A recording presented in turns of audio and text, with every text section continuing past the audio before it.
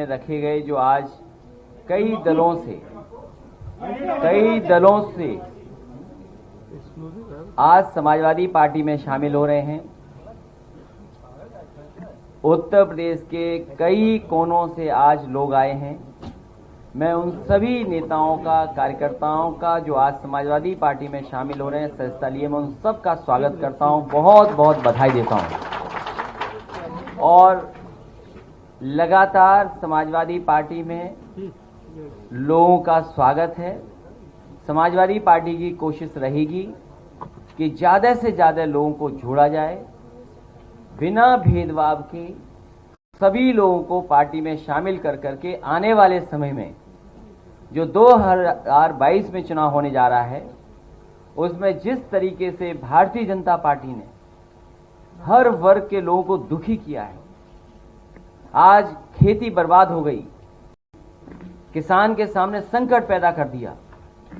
कहने को तो भारतीय जनता पार्टी लगातार ये बात कह रही है कि जो कानून है उन कानूनों से किसानों को लाभ मिलेगा, लेकिन पूरे देश के किसान चाहते हैं कि सभी कानून वापस हों, क्योंकि उन कानूनों से उनका हित नहीं होता।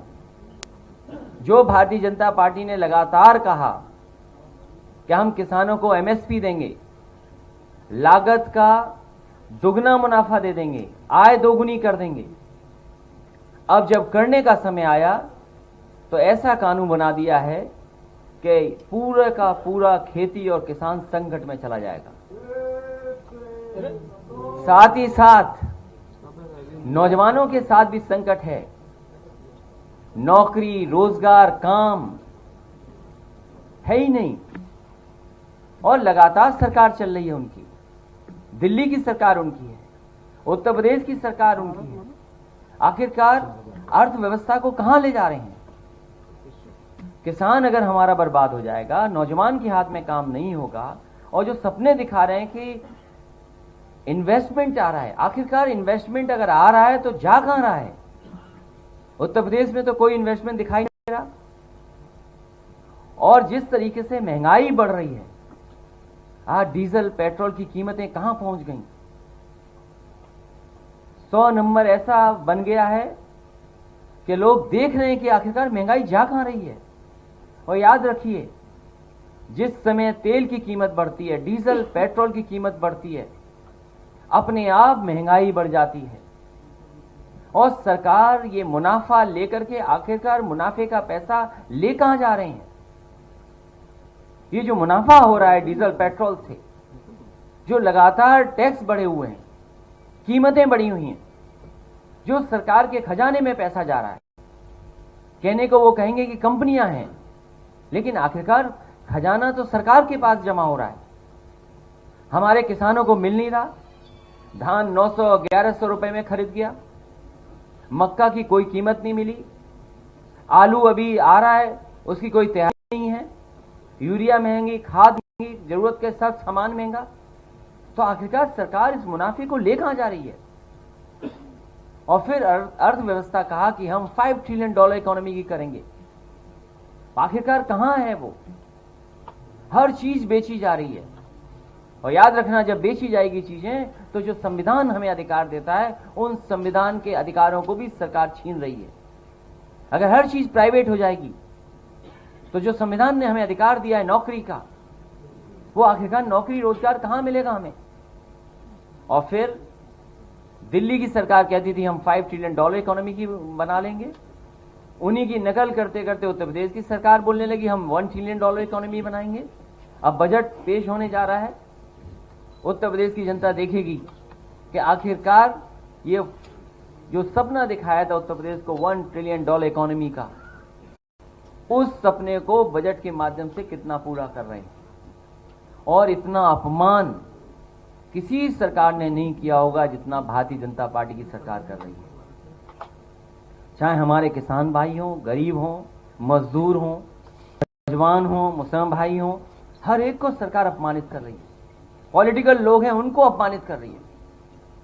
इसी आंदोलन में जो लोग निकल करके आए, 10,000 से ज्यादा कार्यकर्ता हैं उत्तर प्रदेश में समाजवादी, उनके ऊपर झूठे मुकदमे लगे, लीडर्स को अपमानित कर रहे हैं। कोई वर्ग नहीं बचा जो अपमानित इस सरकार में न हो रहा हो। और कैसी ठोको नीति चल रही है।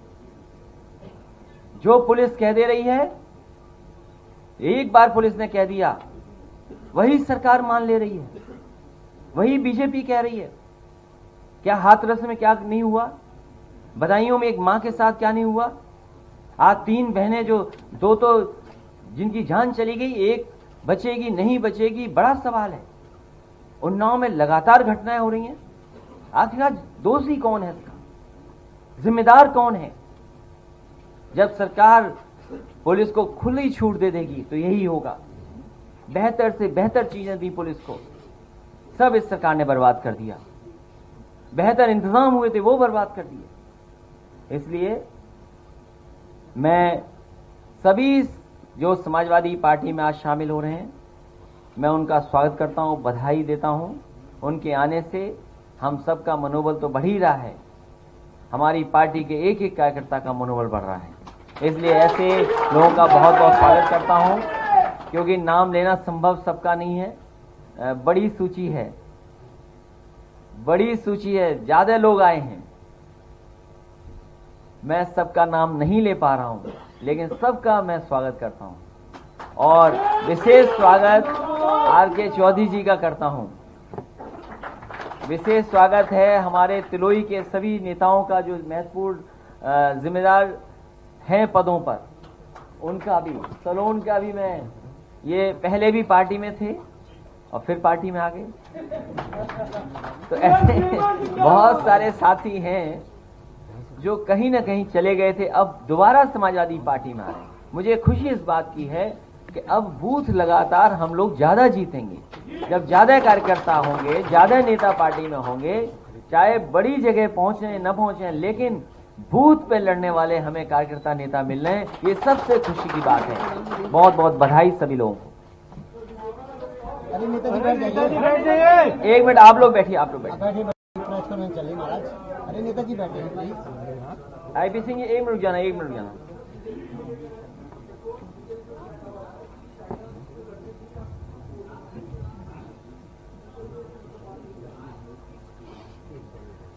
भारतीय जनता पार्टी के तर्क में अगर आप फंसेंगे तो आपका सत्यानाश हो जाएगा।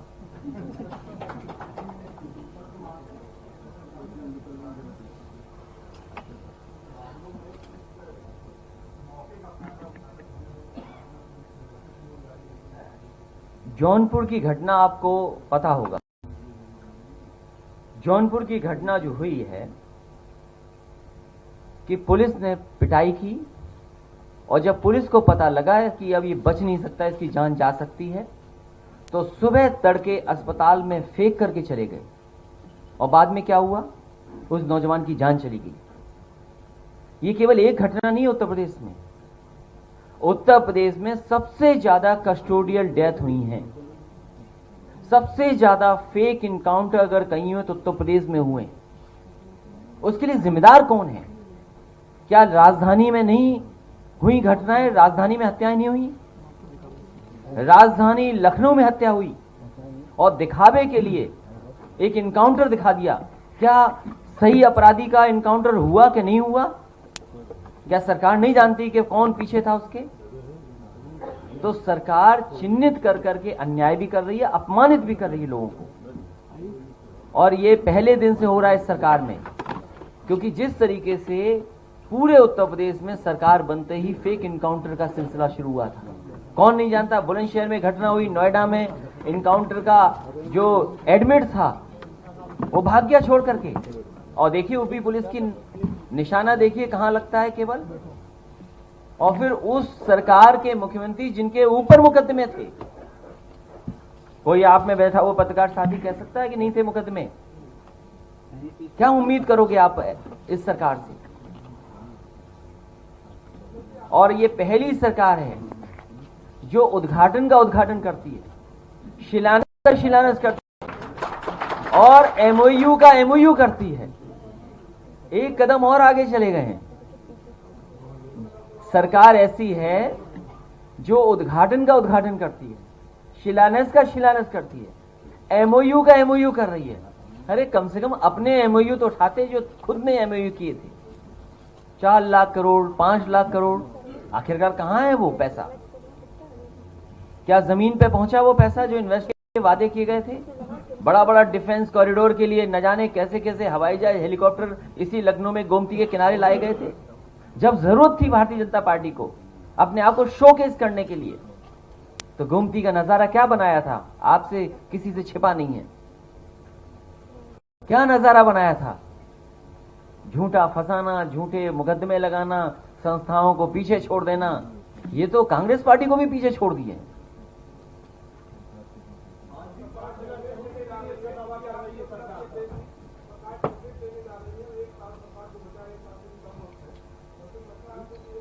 ये सरकार ऐसी है जो उद्घाटन का उद्घाटन, शिलान्यास का शिलान्यास, एमओयू का एमओयू, और फिर जब समय खत्म हो रहा हो, चुनाव के लिए 200 दिन बचे हों, उस समय कौन सा 5,000 करोड़ रुपया आएगा इन्वेस्टमेंट के लिए? आज जब हम और आप बैठे हैं तो अगर हम तारीख सही निकालें तो जनवरी के महीने में चुनाव घोषित हो जाएंगे। बरसात का महीना निकाल दो, चुनाव के 2-3 महीने निकाल दो, तो कितने दिन बचे? 2 महीने पंचायत में चले जाएंगे। तो क्या बचा है समय? तो ऐसे समय जो सरकार जा रही हो वो कितना इन्वेस्टमेंट ले पाएगी? और फिर माहौल कैसे है? कोई भी किसी को ठोक दे रहा है। इस माहौल में क्या कोई आएगा इन्वेस्टमेंट करने? जिस प्रदेश में बेटियां सुरक्षित नहीं हो, मां सुरक्षित नहीं हो, हाथरस जैसी घटना हो गई हो, रात में बेटी को जला दिया हो, उस प्रदेश में कोई आएगा? और फिर ये जो एमओयू हो रहे हैं ये केवल दिखावा है।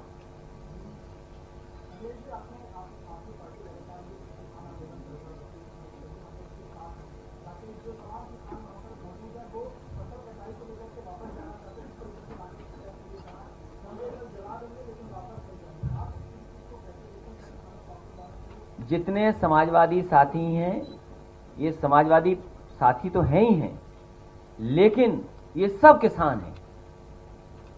जितने बैठे हैं समाजवादी साथी उत्तर प्रदेश में जितने हैं, सब खेत और किसान हैं। सब हम किसान भी हैं, हम समाजवादी भी हैं, तो खेतीबाड़ी हमें भी है। लेकिन जिस तरीके से आंदोलन समाजवादी पार्टी ने जनता के बीच में ले जाने का काम किया, लगातार समाजवादी पार्टी किसानों के सवाल पर इस सरकार को घेरती रहेगी। मुझे खुशी है इस बात की, उन्हें अपमान का सामना करना पड़ा। क्या आप सोच सकते हैं कि एक एमएलसी पर इस तरह का व्यवहार हो? वो इसलिए कि केवल वो किसानों की बात रख रहा हो? क्या इस तरीके से अपमानित होगा कोई? और सदन के सामने जब सदन चल रहा हो तब ट्रैक्टर पे लेकर के गए, ट्रैक्टर से कितनी नाराजगी है। अरे किसान का प्रतीक है, किसान की का ट्रैक्टर है, क्या झगड़ा है ट्रैक्टर से आपको? अखिलेश जी,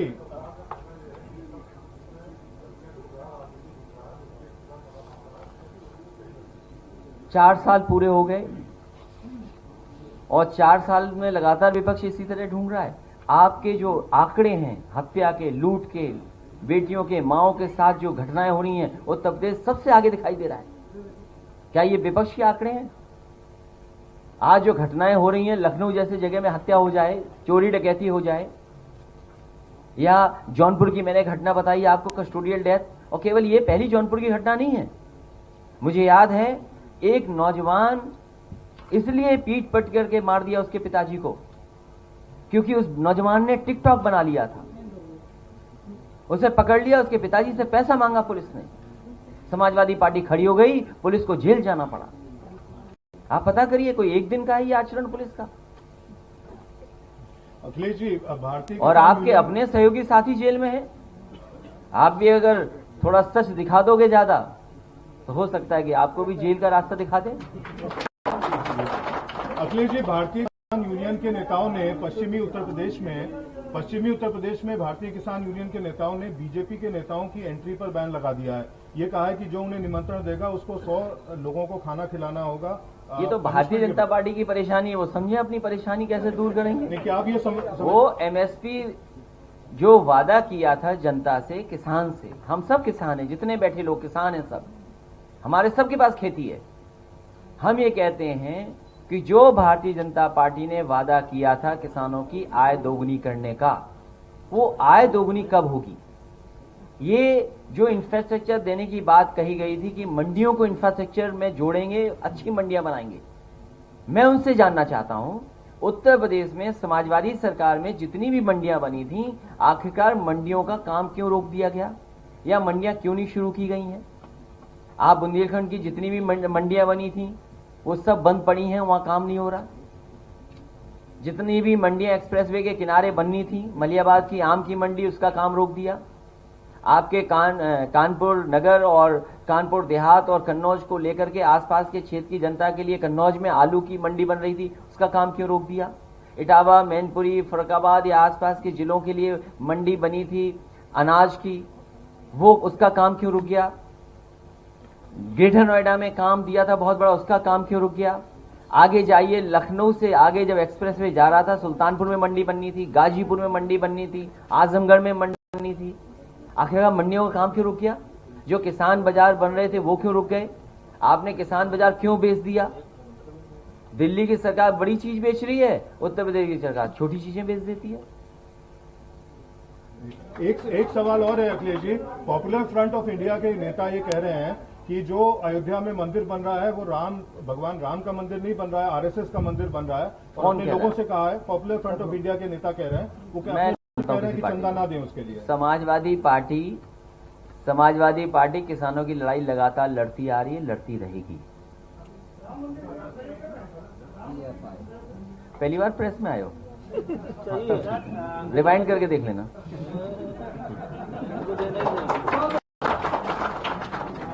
माननीय अध्यक्ष जी, गोरखपुर के सांसद ने मुख्यमंत्री की मौजूदगी में एक बयान दिया है। अरे इनका सवाल हो जाने तो, तुम तो आखिरी में बैठे हो।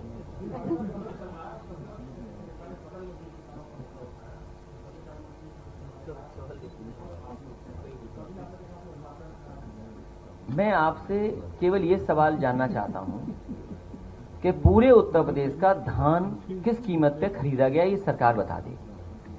जब पूरे देश के किसान इन तीनों कानूनों के खिलाफ खड़े हैं और ये सरकार कह रही है किसानों के लिए कानून है, और जब किसान नहीं चाहते इस कानून को तो भारतीय जनता पार्टी जबरदस्ती क्यों कर रही है? आखिरकार किन के लाभ के लिए बना रही है? और मैं आपसे जानना चाहता हूं, आप यहां बैठे हैं, 3 किलोमीटर या 4 किलोमीटर दूर अमूल प्लांट पे जाइए, जो समाजवादी सरकार में लगा था। 5 lakh litre procurement per day का था। आखिर गुजरात से मिल्क क्यों आ रहा उस प्लांट के लिए? क्यों लखनऊ के आसपास का मिल्क नहीं लिया जा रहा किसानों का? हम आपसे जानना चाहते हैं, आप जानकारी करिए। तो सरकार जानबूझ करके सवालों का जवाब नहीं देना चाहती है, क्योंकि सरकार उद्योगपतियों के साथ है, पूंजीपतियों के लोगों के साथ है, किसान की खेती बर्बाद करना चाहती है। और ये कानून इसलिए है कि किसान कॉन्ट्रैक्ट कर ले, कॉन्ट्रैक्ट फार्मिंग में चला जाए, नुकसान हो जाए, बाद में किसान मजबूरी में अपनी जमीन बेच दे, तो इनडायरेक्टली जमीनें कब्जा हो जाएंगी।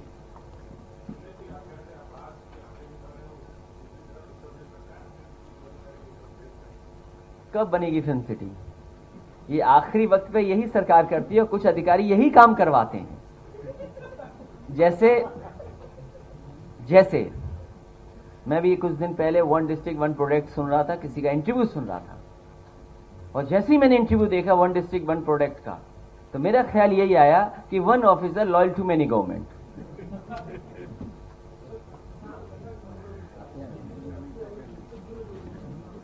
ये किसान का गन्ने का सवाल बहुत बड़ा है। सरकार ये कहती है लगातार कि हम 1 लाख से ज्यादा 15,000 करोड़ या कभी 20,000 करोड़ रुपए हम पेमेंट कर चुके हैं, लेकिन सरकार ये बताए आखिरकार गन्ने का बकाया कितना है। आज भी उत्तर प्रदेश के किसानों का गन्ने का पैसा बकाया है, ये सरकार स्वीकार नहीं कर रही है, और उसमें भी आप लोग सहयोग करिए।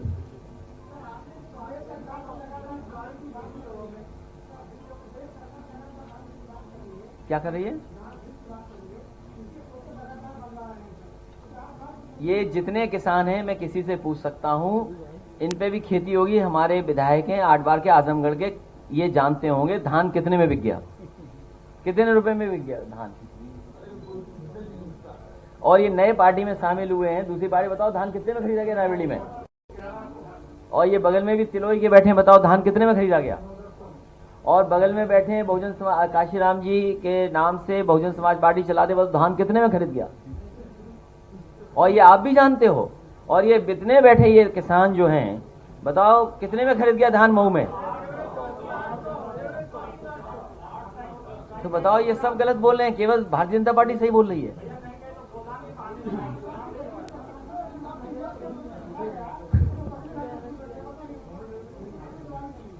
ये सरकार किसानों को बर्बाद करना चाहती है, इसीलिए डीजल पेट्रोल महंगा कर रहे हैं, खाद महंगी कर रहे हैं, यूरिया महंगी कर रहे हैं, और किसान को कोई कीमत नहीं दे रहे हैं।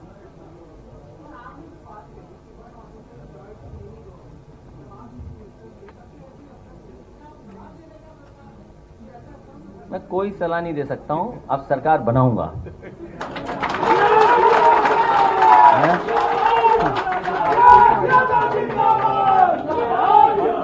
माननीय अध्यक्ष जी पूर्व चेयरमैन है जमाल अख्तर साहब रायबरेली से, वो एक मिनट